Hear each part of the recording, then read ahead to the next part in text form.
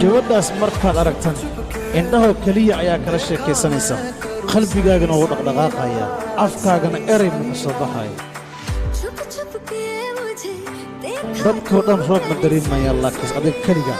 ayaa roobkugu soo da'aya dadkana ma dareemayaan roobkaasna adigoo keliya ayaa dareemaya dadka kale balaag awood ayay kula naqanayaan laakiinse iyadoo keliya ayaa hijgii kuu naqanaysa indhahaagana iyada ayaa arkaya markaasna sida hore kugu sheegay sida shimbiriyoo kale ayaa hawda dhex mushaaxaysa